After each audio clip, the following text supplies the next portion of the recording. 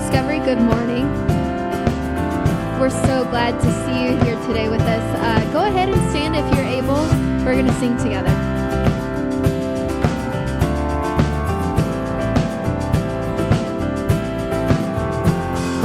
Come, let us worship our King. Come, let us bow at His feet. He has done great things. See what our Savior has done. See how His love overcomes. He has done great things. He has done great things.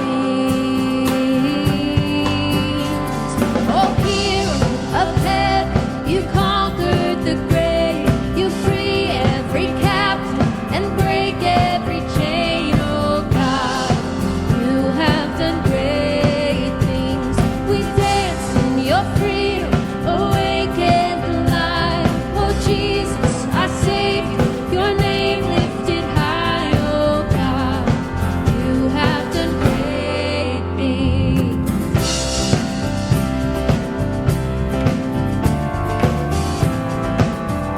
Let's sing He's faithful.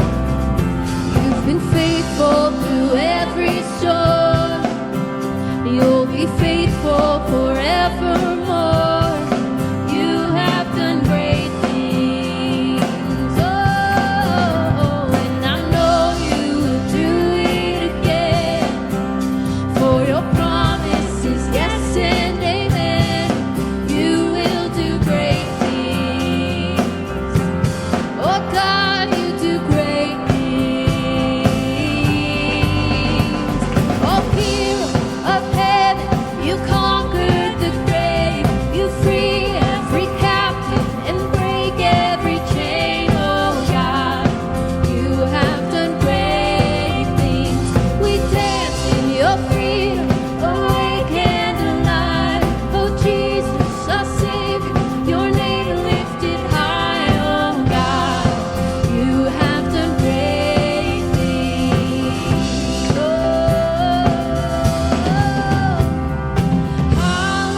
Hallelujah, God, above it all. Hallelujah, God, unshakable. Hallelujah, you have done great things.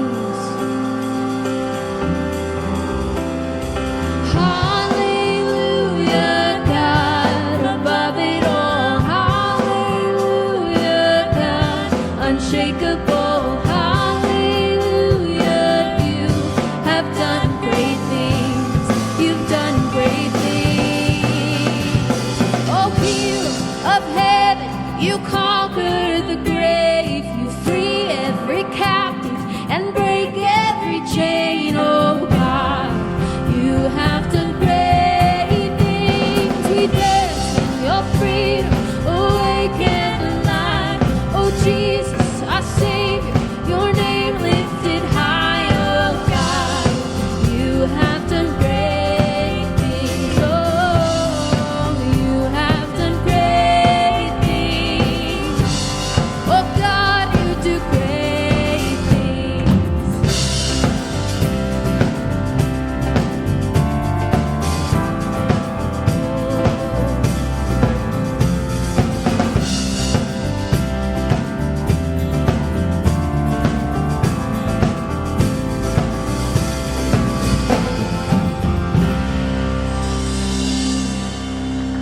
Well, we are so glad that you are here with us today. Before you take a seat, go ahead and say hi to some people around you.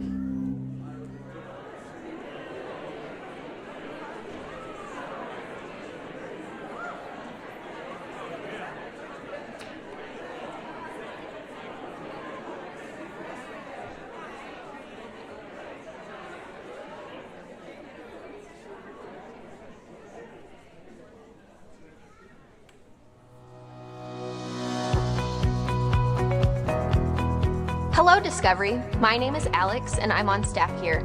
I'm one of our worship leaders, and I do a lot of admin work here too. There are a couple special things coming up, and I want to tell you about them. Every month, our website's serving page is updated. This is where you can find the biggest serving needs in our church.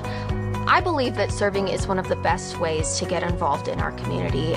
So go to dc2.me/serve to see where we need you. Also, just a heads up, you can serve on the worship arts team even if you don't consider yourself musical.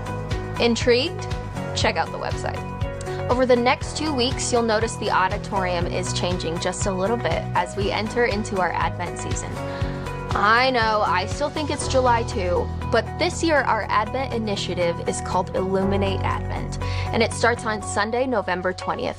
We take this opportunity to celebrate our local and global partners and shine a light on their ministries. This Christmas is a time to see what God is doing all over the world and in our community. And the best part is that you can be a part of it too.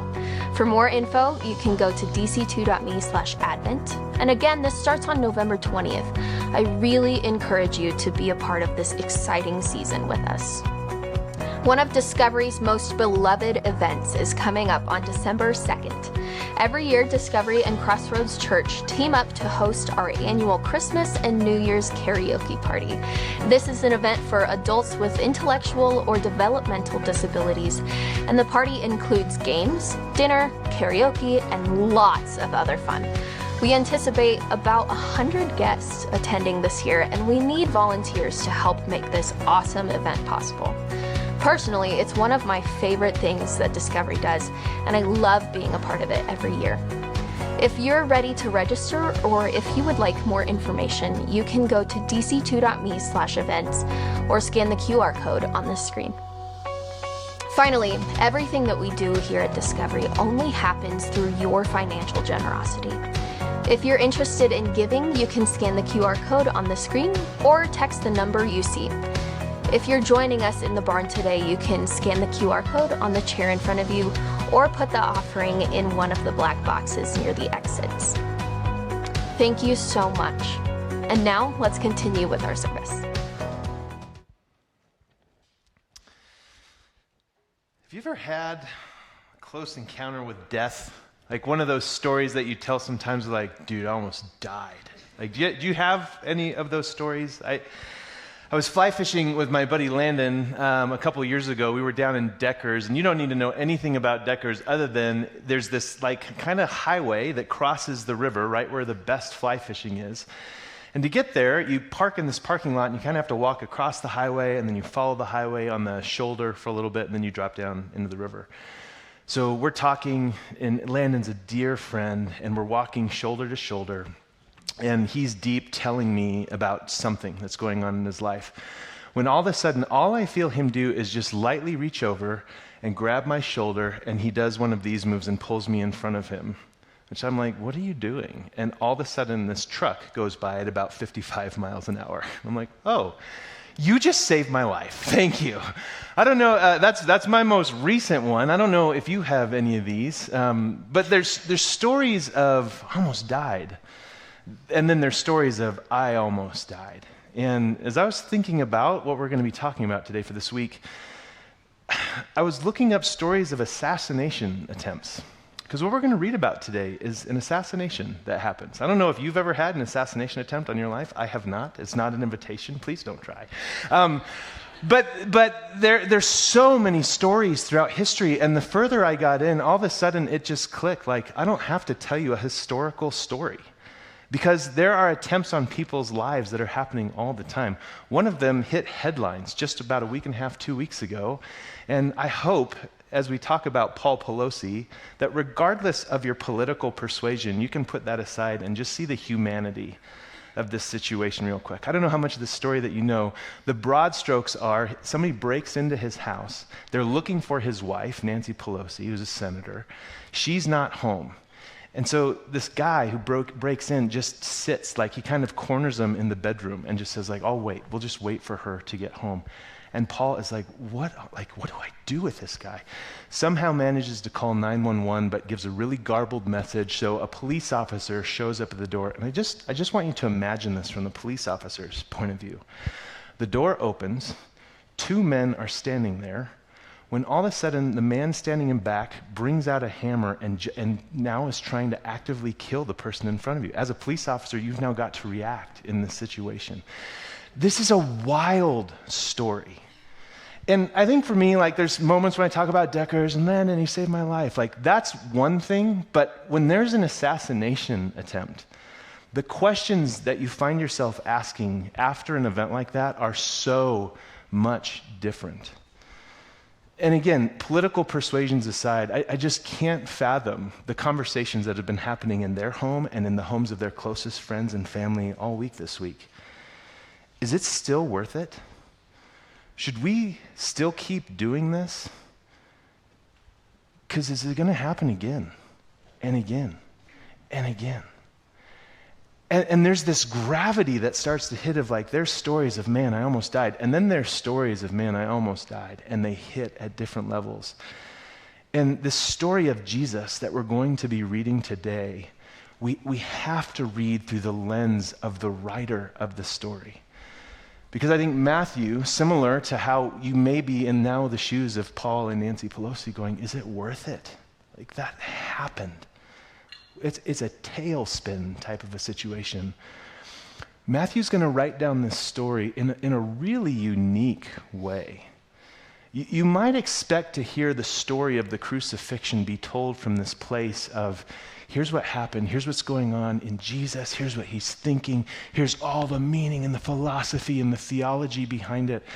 And frankly, Matthew doesn't care that much about those things.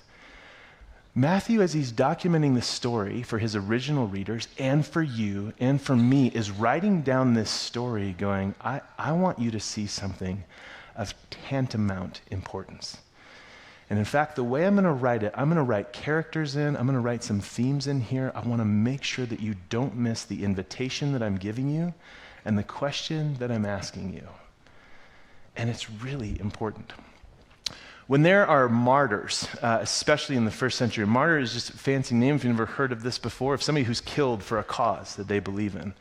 In the first century, especially for the early church, if you were killed as a Christian martyr, killed for what you believed in, oftentimes the stories that you would hear told afterwards, there would be some speech or there would be some nugget of that story that you would go, that gives me hope.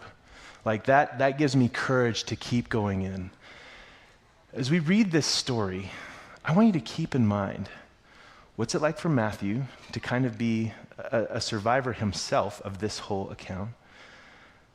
And what's it like too for these original readers as they're going, is there a nugget of hope in this story? Was there a speech made at the end that just helps me have courage to keep going? Today we're continuing in our series in the book of Matthew. We've only got 3 weeks left. And we're going to be wrapping that up. And today is one of those weeks. We're in chapter 27. We're going to start in verse 32 today. Steve, if you were here last week, did a great job of walking us through the arrest of Jesus, the trial of Jesus. It's amazing how quiet he is through that entire ordeal. One part that we didn't read last week that we're not going to read today is that Jesus goes immediately from that trial. He gets taken into the Praetorian Guard. He gets taken essentially into the barracks, the courtyard of the barracks, where they dress him up as a false king and they smack him around. They whip him within an inch of his life.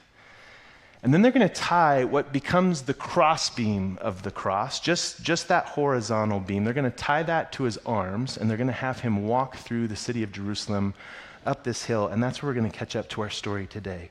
We're going to start in chapter 27, verse 32, and this is how the story goes. As they were going out, they met a man from Cyrene named Simon. He's an African in this story. And they forced him to carry the cross. They came to a place called Golgotha, which means the place of the skull. There they offered Jesus wine to drink. They mixed it with gall, but after tasting it, he refused to drink it. One quick note on this detail. This is kind of a bizarre detail to us, but one thing, and there's like a lot of disagreement on what exactly this was, but there's a general agreement on this is likely painkiller. For all of the like awful atrocity that's been happening, for the intentional torture that's happened to Jesus, this is likely wine mixed with something like hemlock or maybe poppy or something like that. Like this is supposed to be like, we're going to help knock you out. He refused to drink it. That's really an interesting detail when you wrap your head around that. Why? What about this whole situation was Jesus saying, I need to feel the fullness of what's going on? It's fascinating. Let's keep reading, verse 35. When they had crucified him, do you notice how quickly Matthew just jumps over? Like, what did they nail into his wrists and into his feet? He just says, he's been crucified. That's all you need to know. When they had crucified him, they divided up his clothes by casting lots, rolling dice. And sitting down, they kept watch over him there. And above his head, they placed the written charge against him. This is Jesus, the King of the Jews. 2 rebels were crucified with him, one on his right and one on his left. And those who passed by hurled insults at him, shaking their heads and saying, "You who are going to destroy the temple and build it in 3 days, save yourself. Come down from the cross if you are the Son of God." And in the same way, the chief priests, the teachers of the law, and the elders mocked him. "He saved others," they said, "but he can't save himself. He's the King of Israel. Let him come down now from the cross, and we'll believe in him. He trusts in God. Let God rescue him now if he wants him, for he said, 'I am the Son of God.'" In the same way, the rebels who were crucified with him also heaped insults on him. From noon until 3 p.m, darkness came over the land. And about 3 p.m, Jesus cried out in a loud voice, "Eli, Eli, lema sabachthani," which means, my God, why have you forsaken me?" When some of those standing there heard this, they said, "He's calling Elijah." Do you hear that? Eli, Eli. They're thinking, oh, Elisha. He's calling Elijah. Immediately, one of them ran, and he got a sponge. He filled it with a wine vinegar. He put it on a staff, and he offered it to Jesus to drink. And the rest said, "No, leave him alone. Let's see if Elijah comes and saves him." And when Jesus had cried out again in a loud voice, he gave up his spirit. Again, what's going on in Jesus' mind? Like, what else is happening? We're not getting a lot of detail. We're going to jump down to verse 55. Many women were there, watching from a distance. They had followed Jesus from Galilee to care for his needs, and among them were Mary Magdalene, Mary the mother of James and Joseph, and the mother of Zebedee's sons. As evening approached, there came a rich man from Arimathea named Joseph, who had himself become a disciple of Jesus. And going to Pilate, he asked for Jesus' body, and Pilate ordered that it be given to him.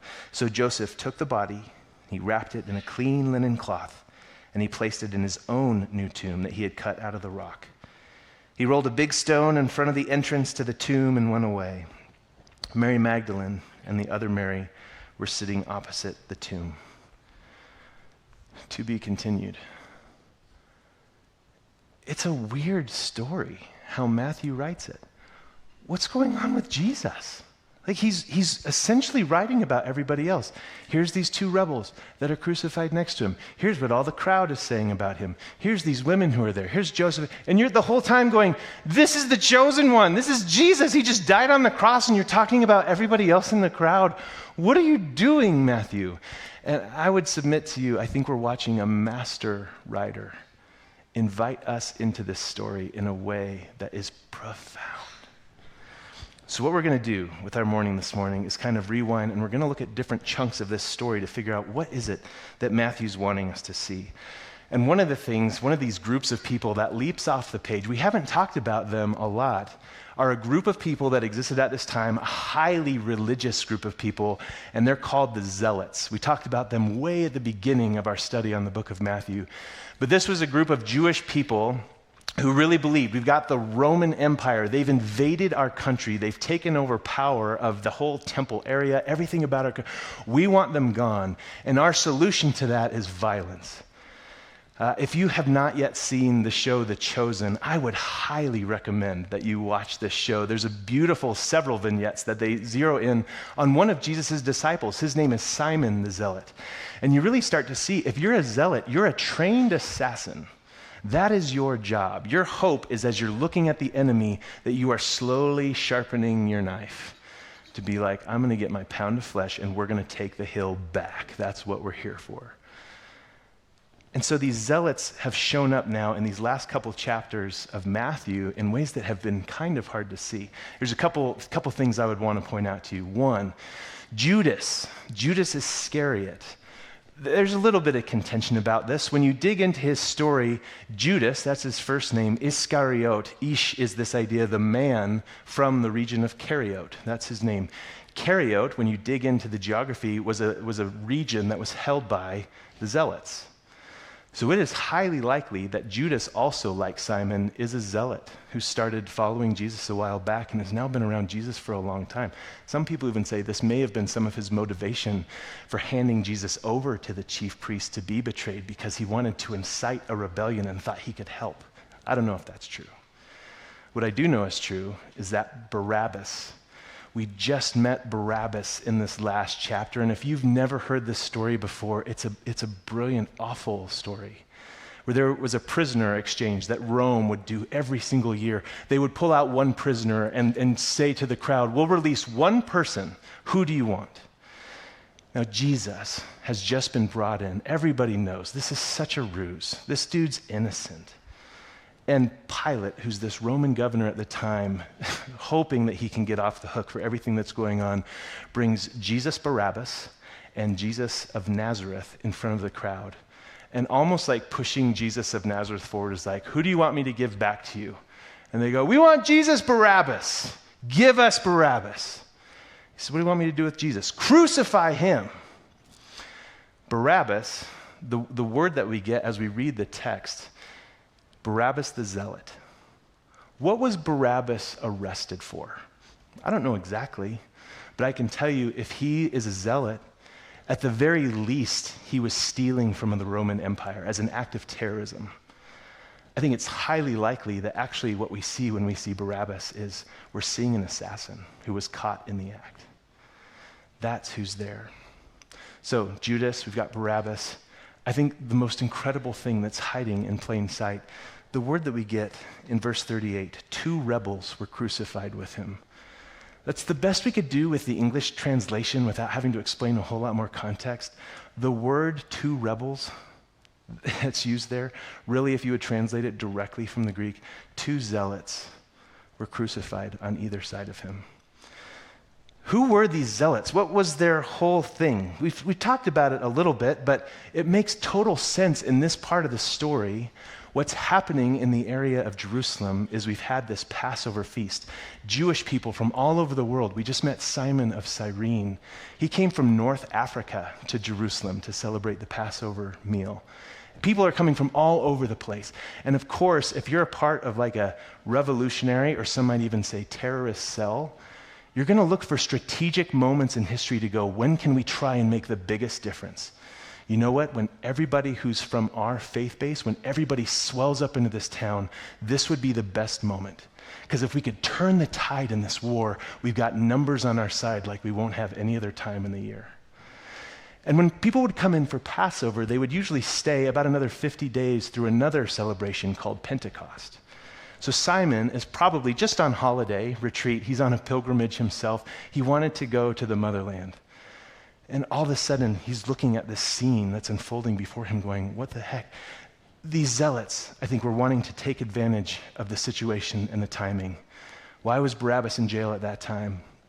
I think because he was strategic. What was going on with these 2 zealots that are crucified on either side of Jesus? I think they were fighting. I think they were trying to really push an agenda forward. If you're a zealot, and this is both past tense and present tense, there is a sense in a zealot of certainty, of imposition. I know what is right, and I am willing to press it on everyone around me. That's the heart of a zealot. And I think if you could capture it in a phrase, you might say, zealots are the ones who are going, I'll tell you exactly what I'm willing to kill for. That's who's betrayed Jesus. That's who Jesus has taken the place of in Barabbas. That's now who's hanging on the sides of Jesus. Matthew, as a writer, is going, this is one way to engage the world around you. Engage it like a zealot. Fight back, sharpen your knife, take your pound of flesh and scream at the top of your lungs. And these zealots, they're a wild and gnarly bunch. And they stand out like a sore thumb in stark contrast to another group of people that, especially if you're a first century reader of this story, you're going, oh my, he did not just go there. And we miss it because it's normal in our culture today. But if your eyes were to hit verse 55 and then to continue to read, you'd be like, they shouldn't be in this story. Why is Matthew writing about them? Who are they? Many women. In the first century, especially in a Jewish culture, women weren't allowed even to give testimony in a court of law. It's like it didn't matter. Like your voice didn't matter in that place. You were not an authoritative source of truth. I think something that we would look at and go, what? And I think something that the God of the universe would look at and be like, I never said that. But that was the culture that Matthew was writing to. And so if he wants to tell an authoritative story and say, this is what happened, here's the heroes of the story, when he introduces this group of women, there's an audible gasp that would have gone through the original room that's hearing this story. Because he doesn't just mention them.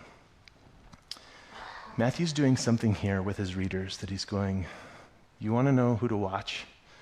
You want to know who to learn from? This is like a moment in a Broadway play where you've been watching it the whole time, and all of a sudden a side character, somebody that you thought like they have a really small role, they haven't said a lot, the lights go dark, the spotlight comes on, they walk to center stage, and you get this solo from them that fundamentally changes the course of how you understand this story.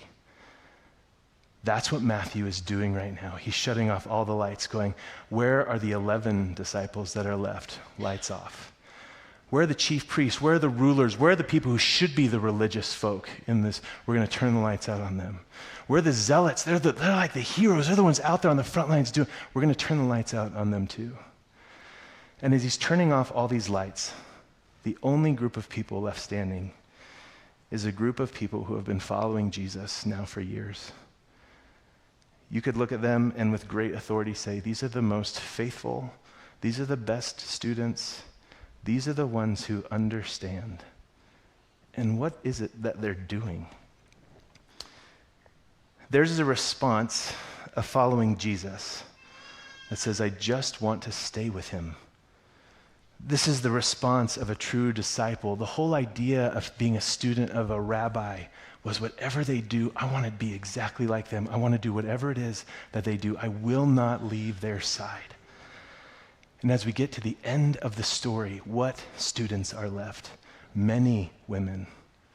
We hear uniquely about 3 of it. Many women were there. So what is Jesus doing? What is it that they're continuing to reflect as they're watching their rabbi teach? Well, I think in stark contrast to the zealots, we go, well, they're not fighting back. At least not kind for kind. And why? I think it's because they've been paying attention to Jesus. He's not trying to establish a kingdom of earth from this earth. He's trying to establish the kingdom of heaven on this earth.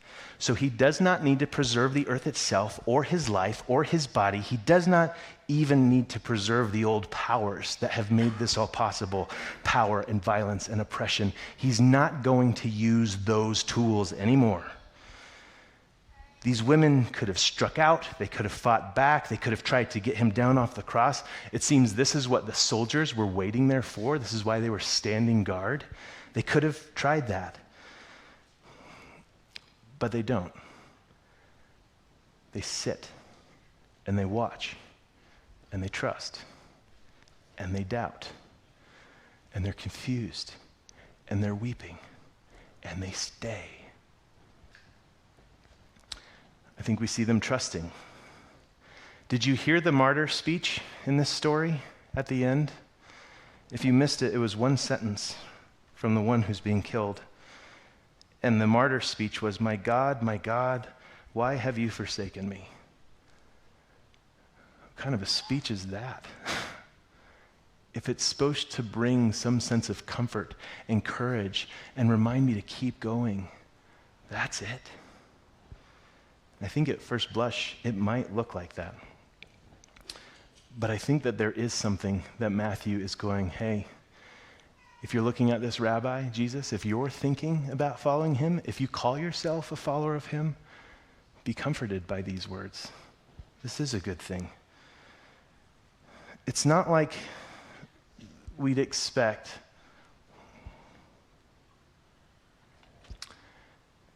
It's not like we'd expect. But do you notice the words themselves?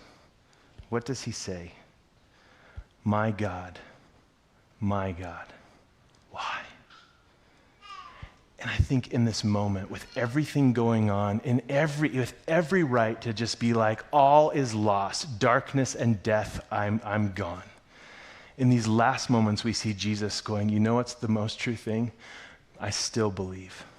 I am still holding on. I still trust. Not even this can knock me off of that foundation. God is true and real, even when I'm asking the question, why? Emmanuel, if there's ever a place where you can look at Jesus, whether you call yourself a follower of Jesus, whether you're just checking this guy out, there's ever a place where you go, I can identify with that. And he can identify with me. Have you ever prayed that prayer? Why? Because if you have, I want you to see the incredible brilliance of Matthew as a writer. He's saying, you believe in God when you pray that prayer. Just because there's doubt and just because there's concern doesn't mean that he's not there. Even Jesus, in his darkest moment, prayed that prayer. So this is now, I think, where we can begin to bring things pretty full circle. There's a brilliant author named James Cone who, in his book, The Cross and the Lynching Tree, says this as he's looking at this whole situation around the cross and around suffering. He says this, suffering naturally gives rise to doubt. How can one believe in God in the face of such horrendous suffering? Doubt is not a denial, but an integral part of faith. It keeps faith from becoming sure of itself. But doubt does not have the final word. The final word is faith giving rise to hope. Let me read to you the martyr's speech from Jesus' story. My God, why have you forsaken me? The final word here is not doubt. It is faith. You are still God. You are still there. I do not understand. And man, if there is a prayer that I know is on the tip of so many of our tongues today, in the world that we live in the stories that we live, it's this. And to just make sure you're capturing it, Matthew is writing to the first century church. This is a group of people who, if they choose to follow Jesus, most of his audience is Jewish themselves. They're living in the Roman Empire, where to say that there's any other king but Caesar is an immediate death sentence. He's also writing to a group of predominantly Jewish people, so to say, hey, there's more going on with God and with the Bible than just what we get in the Old Testament, it meant a death sentence. So Matthew is writing to this group of people going, man, there's so much that I could say, but instead of like wrapping ourselves up too much in this time, going like looking at what's Jesus feeling and where'd the nails go and all these details, I want you to see all the people's reaction to what's going on. Because if you're going to make it as a follower of Jesus, you need to see two things. First, you need to hear the martyr's speech at the end, because you will need to memorize that speech. God, why? It's a good speech. And the second thing you need to do is you need to look at these women. They're the best students, top of their class. On the tip of their tongue is a speech, and it goes like this: God, why? And they get it. And they don't leave, and they don't run, and they don't fight back and sharpen their knife. They stay with Jesus. I'm going to invite the band back out. I hope that today are words of incredible comfort to those of you that came in asking the question, God, why? You have plagiarized one of the best speeches in history. And I hope as you struggle and wrestle in the doubt that you know that doubt does not have the final word, but that it leads to faith, which leads to trust, which leads to hope. I hope that today is a challenge to those that came in going, life's good, I'm doing great. There are places in the world where people are suffering violently, places that need a healing touch. And if this is a prayer that you find yourself being repelled from, not wanting to pray, not wanting to get too close to situations like this and people like this, if there's anything we've seen in this character of Jesus, is that there's this consistent welcome to go, do you want to know where I am?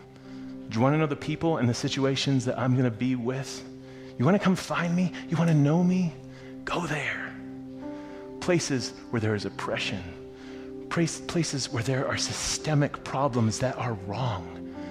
You want to know me? Do you want to be with me? Do you want to understand my heart? Do you want to hear from me? Meet me there. That's where I am. I think sometimes you can read a story like this. You can hear the martyr's speech in this story, and you can go, this Jesus is weak. But I think Matthew's going, well, what's your option? You could be like a zealot. You could have things that you could say, this is what I'm willing to kill for. But I don't think it's surprising at all, as we've read this story that Matthew has told, that we would see Jesus on a cross, not saying, let me tell you what I'm willing to kill for. That's not a voice of love. I very much think that Matthew's going, see this Jesus, whose statement as he's closing his life, let me tell you what I'm willing to die for. He gave his life as a ransom so that you could come back home. That's this story. If you wrestle with doubt, it's okay. There is still a prayer to be prayed, and you are welcome to pray it in this place and in every place. We're going to take some time to just sing about this. If this is the first time that you've heard this story and you're like, this is amazing. Like, do I need to know more? Is there more to this story? Where do I begin? I would tell you this. You've got everything you need right here. If you've been asking that question, why God? Let me just assure you, you're on the right path. There'll be folks at the end of the service that will be up here on the stage, folks who are elders and leaders in our church that would love to pray with you and hear your story, talk with you, answer questions, really just pray. Let me pray for us, and then we'll get to sing.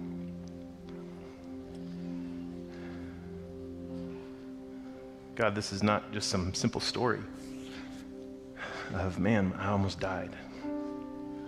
This is a story of a successful assassination that should leave the rest of this room, the original room, Matthew wondering, is it worth it? Should I do this? I pray for the courage myself. And I pray for that for everyone here, that we would not be afraid to pray the prayer, God, why? That doubt would not be held as some mutually exclusive idea that means, well, clearly then God doesn't exist or I don't belong, but that it's something where we find so much solidarity in you, Jesus. Let that doubt not be the final word, but let it lead to faith, which opens the door to hope. And let us offer that hope to the world around us, which needs it so badly. Jesus, you're so kind that this would be the speech that you would leave us with. Help us to have the courage to pray with you. Amen.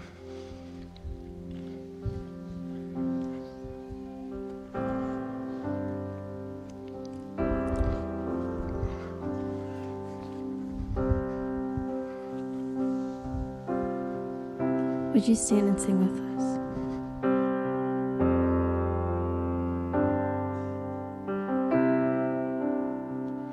In Christ alone, my hope is found. He is my light, my strength, my song. This cornerstone, this solid ground, firm through the fiercest drought and storm. What heights of love, what depths of peace, fears are stilled, when striving cease, my comforter, my all in all, here in the love of Christ I stand. There in the ground, his body lay, light of the world by darkness slain, but then bursting forth in glorious day, oh, up from the grave he rose again, and as he stands in victory, since curse has lost its grip on me, for I am his and he is mine, oh, bought with the precious blood of Christ. No guilt in life, no fear in death, this is the power of Christ in me. From life's first cry to final breath, Jesus commands my destiny. No power of hell, no scheme of man can ever pluck me from his hand till he returns or calls me home. Here in the love of Christ I'll stand. No power of hell, no scheme of man can ever pluck me from his hand till he returns or calls me home. Here in the love of Christ I'll stand.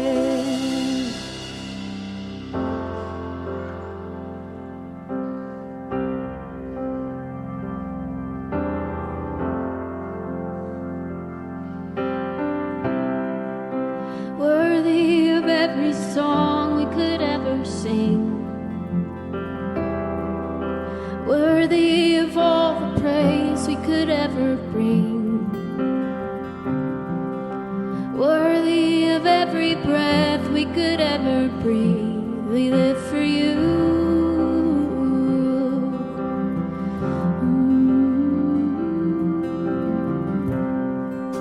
Jesus, the name above every other name. Jesus, the only one who could ever save. Worthy of every breath we could ever breathe. We live for you. Oh, we live for you. Sing holy, holy. There is no one like you. There is none beside you. Open up my eyes in wonder and show me who you are, and fill me with your heart and lead me in your love to those around me.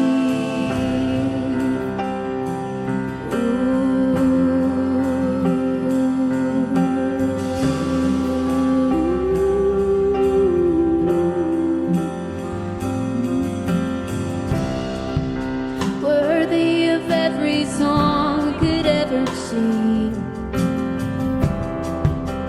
worthy of all the praise we could ever bring,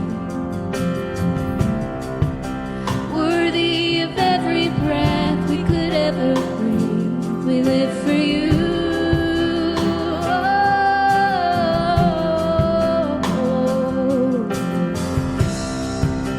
Jesus, the name above every other name.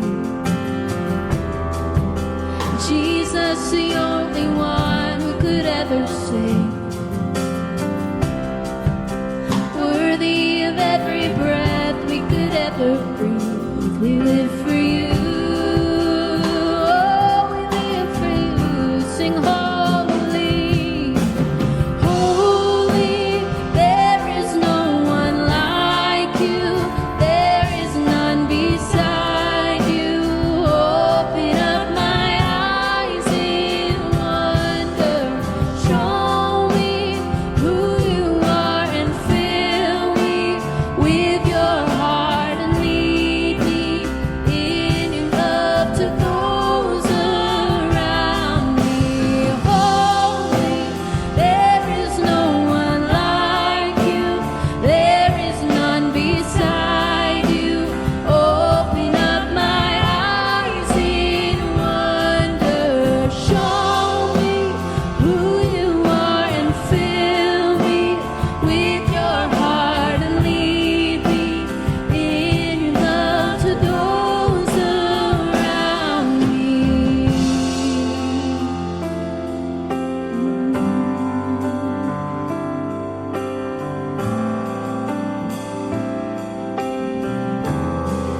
sing, I will build. I will build my life upon your love. It is a firm foundation. I will put my trust in you alone, and I will not be shaken. I will build my life upon your love. It is a firm foundation. I will put my trust in you alone, and I will not be shaken. Holy, there is no one like you. There is none beside you. Open up my eyes. Show me who you are and fill me with your heart and lead me in your love to those around me. Holy, there is no one like you. There is none beside you. Open up my eyes in wonder. Show me who you are and fill me with your heart and lead me in your love to those around me.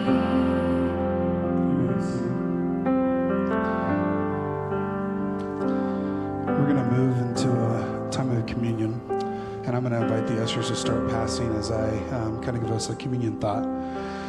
Communion at Discovery is practiced openly, and what that means is that anybody is welcome to participate, no matter what you've done, no matter what's been done to you. All that we ask is that you simply think about and remember what this communion is about. N.T. Wright, one of the things that he says about communion is that the key word is remembrance. That doesn't just mean remembering Jesus and his death. We do not simply recall the events of Calvary with our minds and hearts and faith and love and awe, though we should certainly do that every time we come to Jesus' table. It means that somehow Jesus is present, that his one-off death is made contemporary with us, that the unique past event rushes forward to accompany us on our journey. And as we gather our elements, the bread that represents his body was broken, and the juice that represents his blood that was shed, I'm going to ask that you hold on to all those, and together as one body, we'll receive this reminder in remembrance of what Jesus has done and how he's with us today.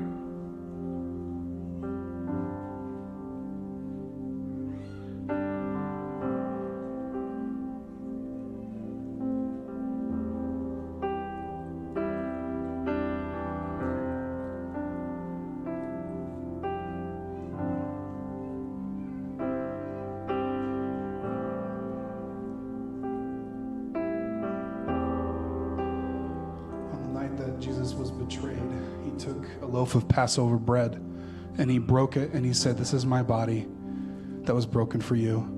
And he took the Passover cup and he said, "This represents my blood that is going to be spilt for you." Let us receive the elements and remember what he's done for all of us.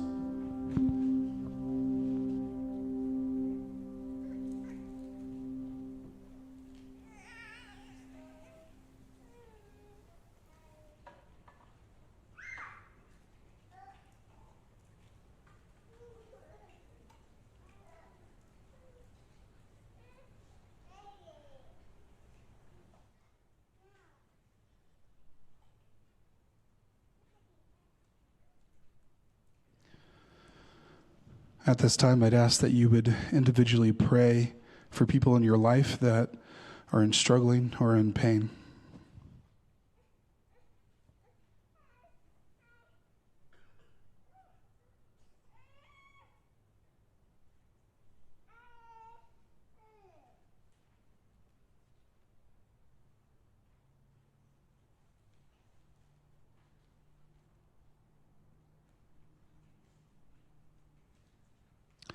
I would also ask if you would pray for some of the local churches in the area. If you don't know any, there's Risen Savior down the street. There's Crossroads even further.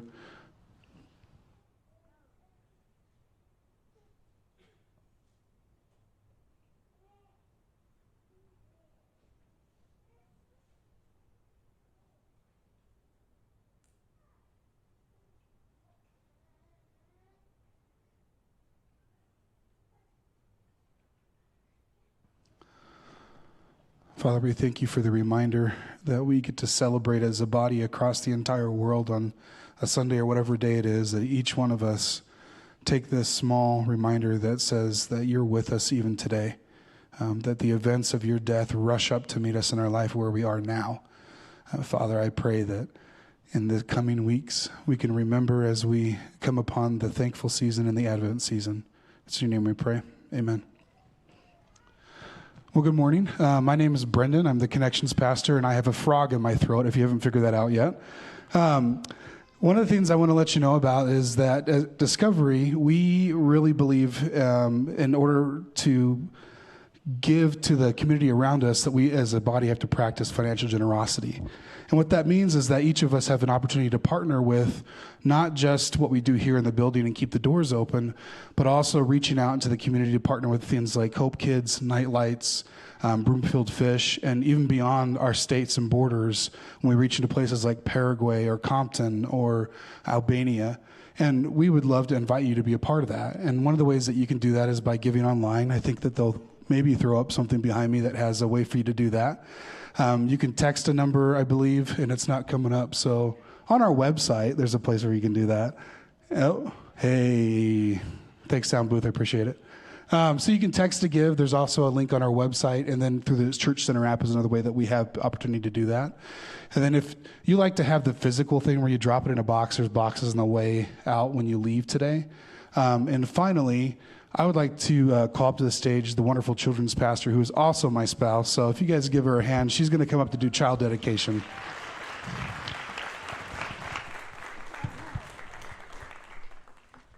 Hello, my name is Kelsey, and I'm the children's pastor here at Discovery. I'm going to go ahead and invite our child dedication families who are here to come and join me up on stage.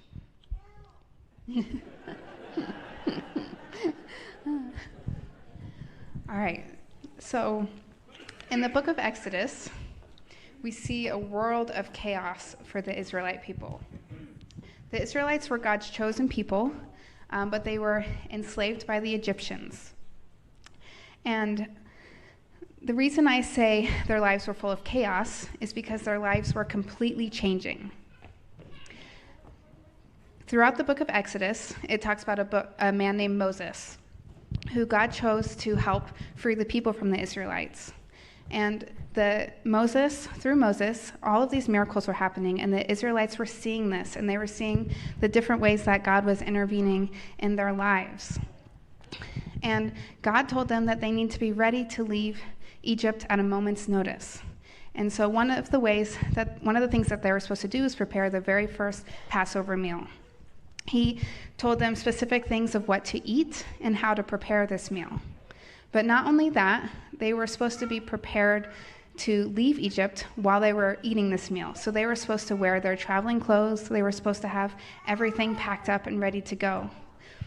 I want you to imagine preparing a Thanksgiving meal for your whole family and also packing up your entire house while you're preparing to leave. That's why I call it chaos. But that's what God asked them to do. And amongst all of this chaos, he gave Moses very specific instructions for the families. And he said, "Obey these instructions as a lasting ordinance for you and your descendants. When you enter the land that the Lord will give you as promised, observe this ceremony. And when your children ask you, 'What does this ceremony mean to you?' then tell them, 'It is the Passover sacrifice to the Lord who passed over the houses of the Israelites in Egypt and spared homes when he struck down the Egyptians.'"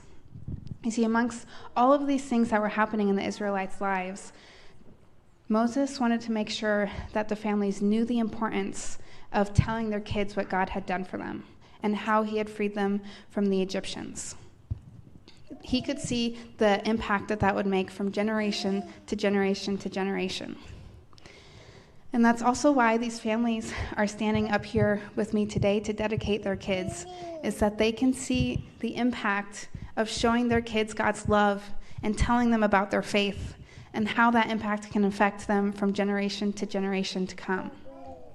So we've all been meeting for the past couple weeks and talking a little bit about that and just what it means to dedicate your child to God and steps you can take now and in the future. And one of the things I have all these families do is I have them sit down and make a list of who they want their child to be when they're 18 and they're ready to leave the house. And these families came up with some really incredible things that they had on this list. Things like they want their kids to have empathy and love the people around them, to have an authentic faith, and to have integrity. And I'm really excited to watch these guys on this journey of parenthood and just showing their kids their faith and what that's going to look like for the next 18 years. So families, I'm going to ask you to declare before your church and home, will you do everything in your power to point your kids towards Jesus and dedicate them to him? Great. All right, now part of the reason that we have these guys come up on stage in front of you is that you play a huge role in this as well. At Discovery, we think it's really important that we come around these families and support them in every way that we can. And for some of you guys, that's going to look like you teaching downstairs in our basement in the kids' classes, forming relationships with these kids, and really showing them what God's love means. For others of you, it's going to mean seeing these families in the lobby and asking them how they're doing and how you can pray for them. So I want to challenge you, are you willing to step in and support these families as they make this decision today? Do you as a church home to declare to do everything in your power to support these families? If so, say I do. Thanks. Now, one of the best ways you can support these guys is by praying for them. And in a moment, we're going to show a video up on the screen, and it's going to have all the kids that are being dedicated both first and second service and their names. And I want to challenge you to take out your phone or a journal or something to write on, and I want you to pick 2 names to pray for. And I want you to pray for them this week, this month, this year, the coming years. I want you to continue to pray for them and these families and their journeys. So I'm going to pray over them now, and then we'll show the video. Lord, thank you so much for these amazing families and their decision to dedicate their kids to you today. I pray that in the coming years, they will be continually pointed back to you and remember today in their decision. Through all the challenges that they're going to face, all the laughter and the good times, help them to remember today. And I pray that as a congregation, we can come together too and support them and show their families love as well. Thank you for all you've done for us. Amen. All right, you guys can go ahead on the side and we'll show that video.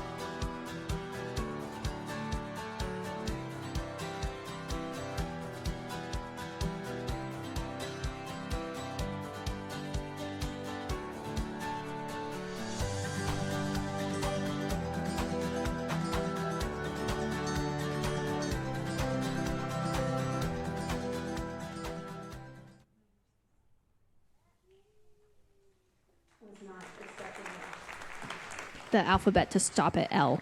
So we're going to sing one final song as the families continue praying or wrap up. So let's sing this song.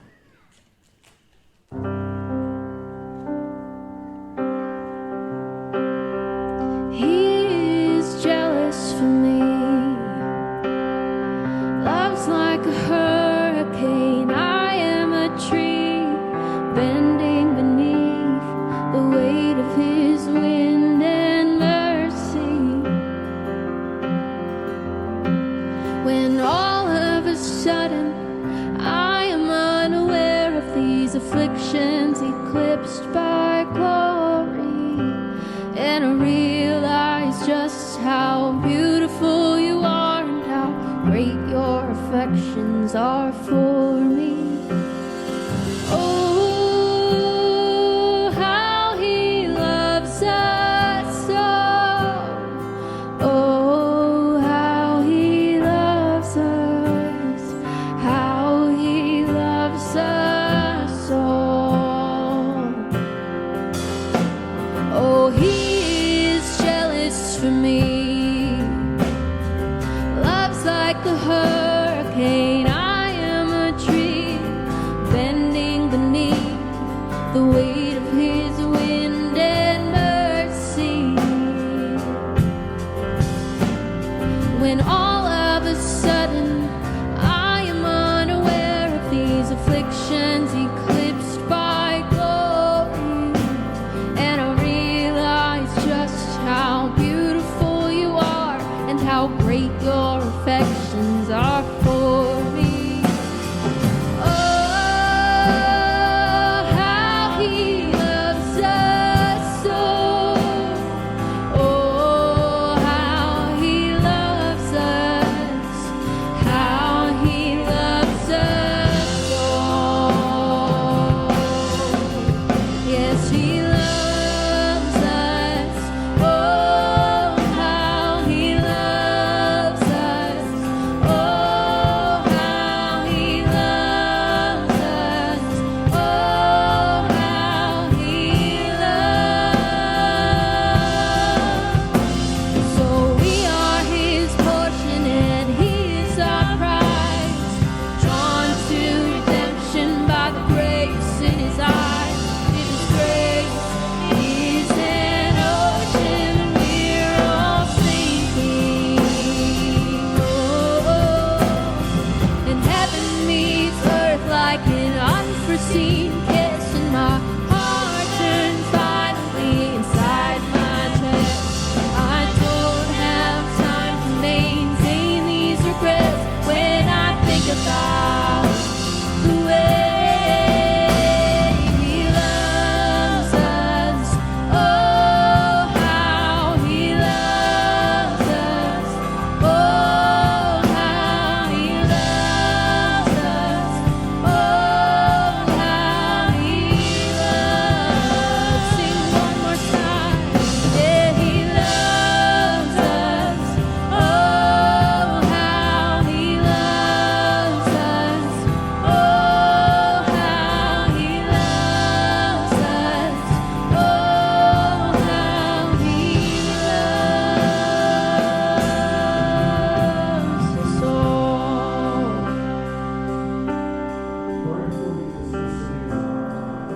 We have the chili cook-off after second service that's happening.